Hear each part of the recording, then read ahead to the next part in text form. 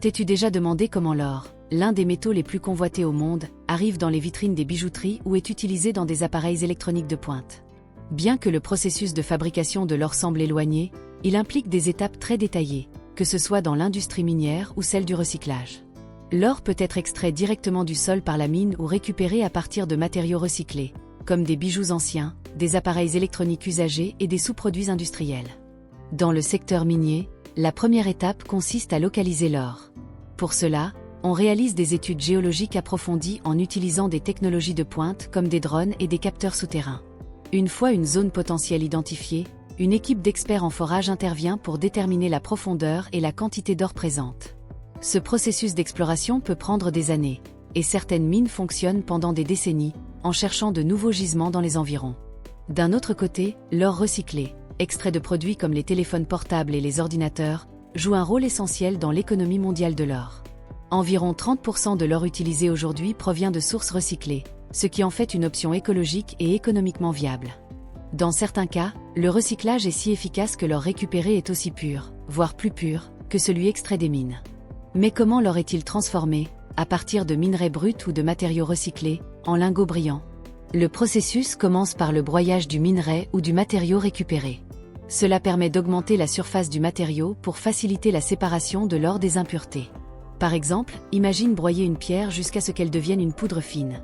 Cette poudre est ensuite traitée avec des produits chimiques spécifiques, comme la cyanuration, qui dissout l'or et laisse de côté des éléments indésirables, tels que les roches ou les minéraux. Cette méthode est largement utilisée dans les mines du monde entier, et la précision est essentielle pour maximiser la récupération de l'or. L'exploitation minière moderne comprend plusieurs étapes détaillées, chacune étant soigneusement planifiée pour maximiser l'efficacité et minimiser l'impact environnemental. Autrefois, l'exploitation minière était un processus très manuel et dangereux, mais aujourd'hui, la technologie a pris le relais, garantissant une plus grande sécurité et une production à grande échelle. De l'exploration initiale à la vente finale, la planification stratégique et l'utilisation d'équipements avancés sont essentiels. Il existe différents types de méthodes d'extraction minière, chacune adaptée à une situation spécifique. L'exploitation à ciel ouvert, par exemple, est courante dans les zones où l'or est proche de la surface. Dans cette technique, de grands trous sont creusés dans le sol, et des machines lourdes, comme des excavatrices et des camions, transportent des tonnes de minerais vers l'usine de traitement. L'exploitation minière souterraine, en revanche, est utilisée lorsque les gisements sont en profondeur. Dans ce cas, des tunnels sont creusés, et le minerai est ramené à la surface avec des équipements spécialisés. Peut-être le type d'exploitation le plus fascinant est celui de l'or alluvionnaire, où l'or est séparé du sable et du gravier à l'aide d'eau. Ce type d'exploitation est souvent représenté dans des films ou des séries sur la ruée vers l'or, comme en Alaska ou en Californie au XIXe siècle. Aujourd'hui, il est utilisé à plus petite échelle, bien qu'il soit encore pratiqué dans certaines régions du monde. Si vous trouvez ce processus aussi fascinant que nous, n'oubliez pas de liker, de vous abonner à la chaîne et d'activer la cloche des notifications. De cette façon, vous ne manquerez aucun de nos prochains vidéos pleins de curiosités et d'informations incroyables. Une fois que l'or est extrait de la mine, il passe par un processus de traitement dans l'usine, où il est broyé, concassé et traité avec des produits chimiques. La lixiviation au cyanure est la méthode la plus courante pour séparer l'or des impuretés, mais d'autres méthodes, comme la séparation par gravité ou la flottation, sont aussi utilisées selon le type de minerai. Après cela, l'or brut, encore relativement impur, est envoyé à la prochaine étape, la raffinerie.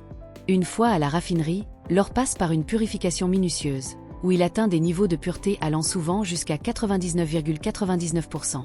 Il existe deux méthodes principales de raffinage, le procédé Miller et le procédé Wohlwill.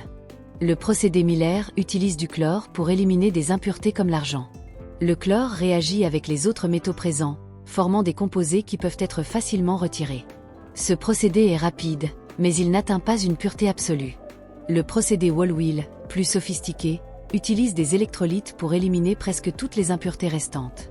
Avant même la phase de raffinage, il y a une étape tout aussi impressionnante, la fusion de l'or. Il faut atteindre une température de 1064 degrés Celsius pour fondre l'or. Lors de ce processus, des substances comme le nitre, le borax et la soude caustique sont ajoutées pour aider à éliminer les impuretés. Une fois fondu et purifié, l'or est versé dans des moules pour former des barres, qui sont ensuite refroidis et nettoyés pour éliminer tout résidu. L'or n'est pas seulement utilisé pour fabriquer des bijoux ou des lingots. Une grande partie de l'or est utilisée pour produire des pièces de monnaie, qui sont très prisées par les investisseurs et les collectionneurs. Le processus de frappe est fascinant et implique de nombreuses étapes pour garantir que les pièces soient de grande qualité et esthétiques. Enfin, bien que l'or soit l'un des métaux les plus chers, il est aussi l'un des plus recyclables. Cela signifie que l'or utilisé pour frapper une pièce aujourd'hui pourrait avoir été extrait il y a des siècles et réutilisé plusieurs fois sous différentes formes. Ce cycle presque infini confère alors une valeur intrinsèque qui dépasse largement son prix sur le marché.